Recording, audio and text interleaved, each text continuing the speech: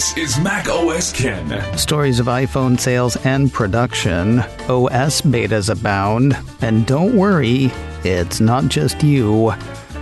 It is Wednesday, the 28th of September, 2022. I'm Ken Ray, and this is news from macOS Ken, brought to you by yours truly and sponsored by Trade Coffee. Get $30 off your first order plus free shipping at drinktrade.com/macOSCan. This show is also supported by people like you, patrons through Patreon. Find out more and add your support at patreon.com/macOSCan. If you follow Apple News, iPhone news specifically, there was nothing in Tuesday's analysis piece from the Wall Street Journal that you haven't already heard. Still worth noting for a couple of reasons. First, the piece by Dan Gallagher did a great job of listing a number of positives for Apple's latest phones at this point.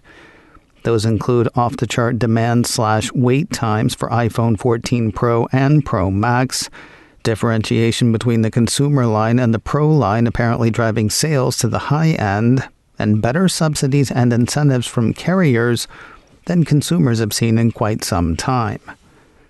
That list is one thing that makes the journal piece notable. The other is the sentiment. Apple's fourth quarter of fiscal year 2022 ended over the weekend. While iPhone is not all Apple has going for it, Gallagher thinks Apple's latest communicator likely sent the September quarter out on a high note. Not that the piece is all party time excellent.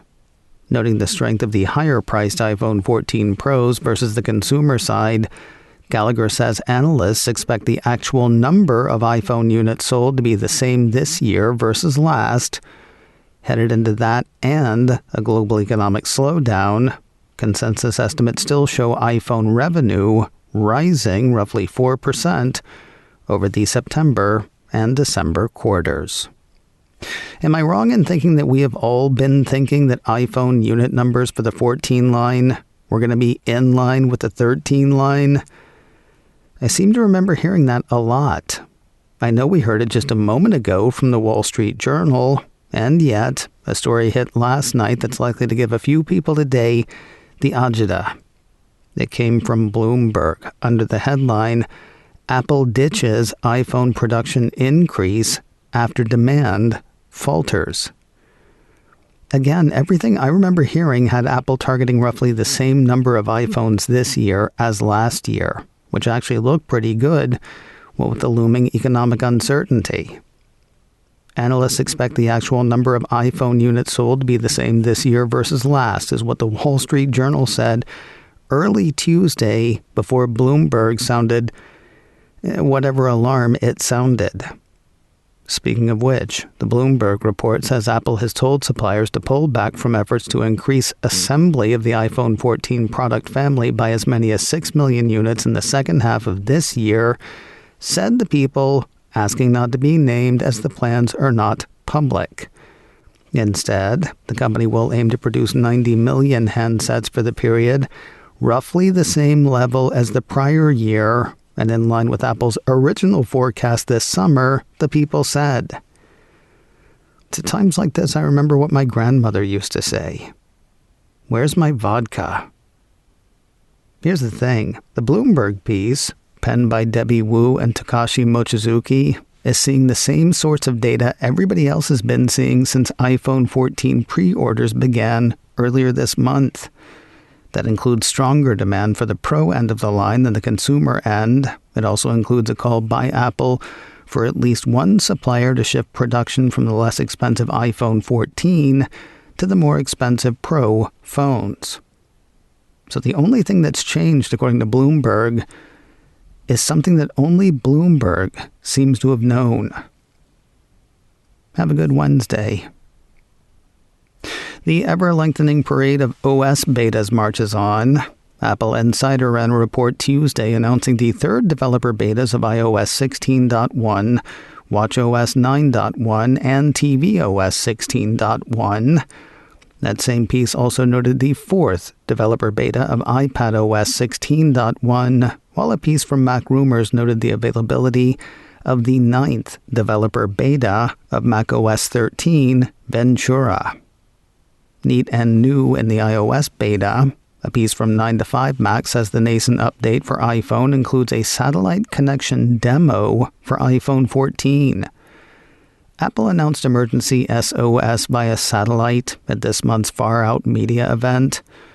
The way Apple describes it, the feature lets users connect with emergency services under exceptional circumstances when no other means of reaching emergency services are available.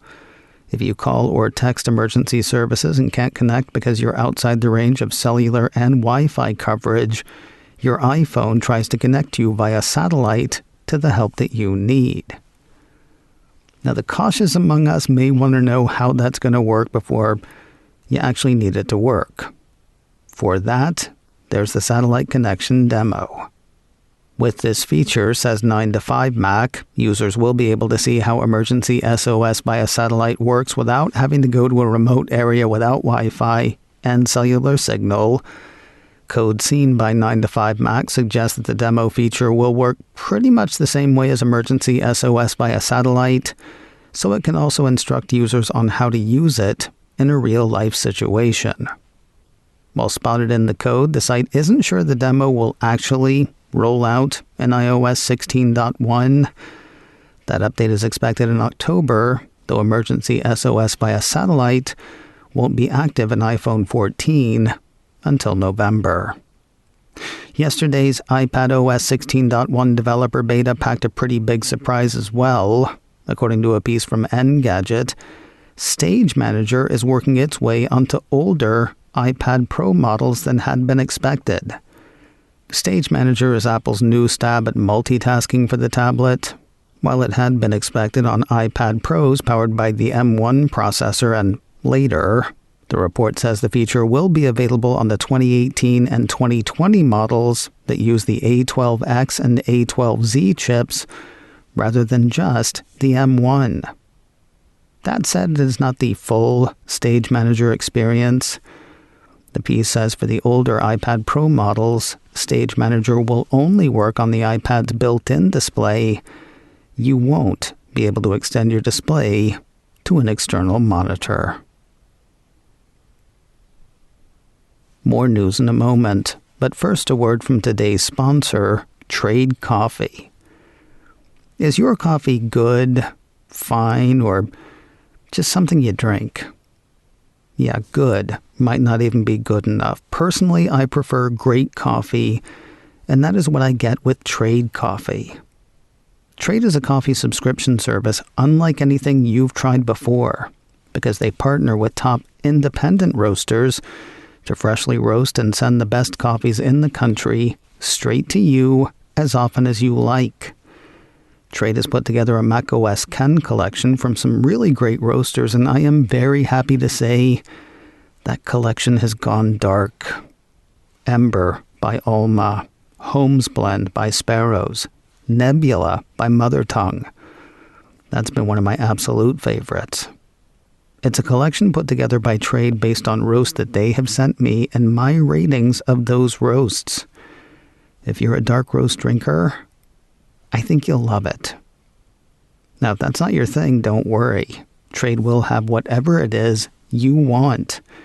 You can shop their most popular coffees by roast or flavor profile, or you can take their coffee quiz and get expertly matched with coffees you will love.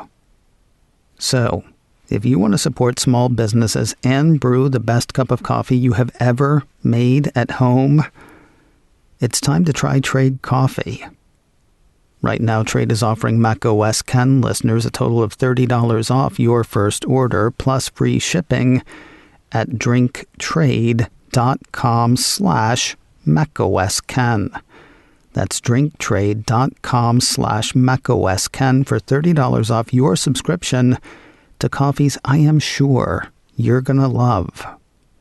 That's drinktrade.com/macOSKen for $30 off.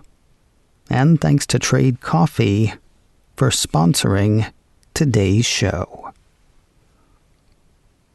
Hey, let's do a new segment called It's Not Just You. Having a problem with cinematic videos in iMovie and Final Cut Pro after updating to iOS 16? It's not just you. A piece from 9 to 5 Mac says folks in the Apple support forums and on Reddit are reporting that as well. It seems people using those editors can no longer open cinematic videos recorded with an iPhone running iOS 16. Here's hoping Apple has a fix in the works. Got a problem with the microphone on your Apple Watch Series 8 or Apple Watch Ultra? It's not just you.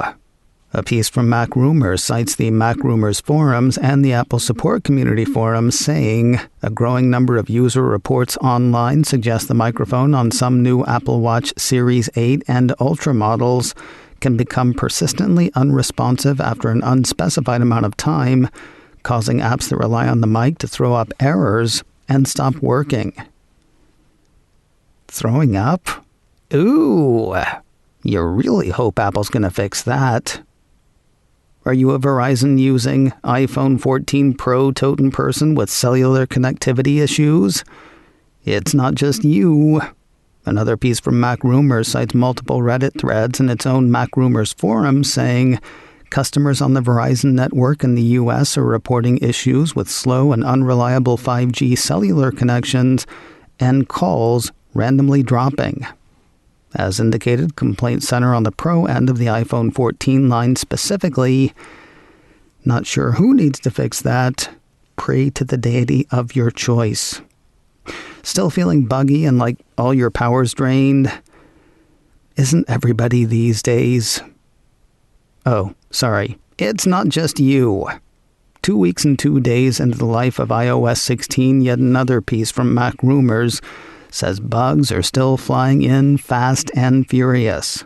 Among some, the site has seen slow and sometimes non-functional spotlight search, excessive and abnormal battery drain, CarPlay issues for iPhone 14 Pro, but possibly also impacting older models on iOS 16, and some iPhone displays flickering in dark spots under low brightness after updating. Walk on with hope in your heart. It's not just you. Apple Watch Ultra may be easier to fix than previously thought. Like, even easier than we thought yesterday. I told you Tuesday of an iFixit teardown video of Apple's rough and tumble wearable. That one had the guy doing the teardown, a guy who knows what he is doing, accidentally breaking the display. The exposed screws on the device might have had some people thinking self-repair would be easy peasy. The iFixit breakage almost immediately had people thinking, no, it's not. But now, a full-ish teardown from iFixit gives the outfit hope for repairability. CNET has written up the Fight for Your Right to Repair People's post. That's got iFixit indicating that the device will be better suited to repairs than other Apple Watch models. Not unlike the consumer-level iPhone 14, Apple Watch Ultra relies less on glue and more on screws. The 4 pentalobe screws on the device means the sensor can be replaced relatively quickly and easily, according to the write-up. The battery, meanwhile, is protected by a metal casing that's secured by 4 screws rather than adhesive, making a battery replacement much easier. The display is a bear, though, so heads up. Now, I said this was a fullish teardown. iFixit still seems to be holding out on a 1 to 10 repairability rating. Still, the organization seems impressed with the direction Apple Watch Ultra is headed. Quoting iFixit, while Apple made a big deal of features like a long-awaited action button, massive screen, and dive computer capabilities, it once again buried what may be the biggest leap in the watch's design, just as it neglected to mention with its radically rebuilt iPhone 14, Apple has made a potentially giant step towards making the watch more reparable. Today on the Mac Observer's Daily Observations podcast, Mac Geek Gab's Dave Hamilton and I talk about things that you should never do to your Apple Watch Ultra. And we want to hear your ideas too. That is today on the Daily Observations podcast from the Mac Observer, online at macobserver.com, or wherever you get podcasts. macOS Can, brought to you by me and sponsored by Trade Coffee. Get $30 off your first order plus free shipping at drinktrade.com/macOSCan. This show is also supported by people like you, patrons through Patreon. Find out more and add your support at patreon.com/macOSCan. Advertising handled by Backbeat Media, online at backbeatmedia.com. You can reach me a couple of ways. Info at macoscan.com or call 716-780-4080. Until next time, that is news from macOS Can. I'm Ken Ray.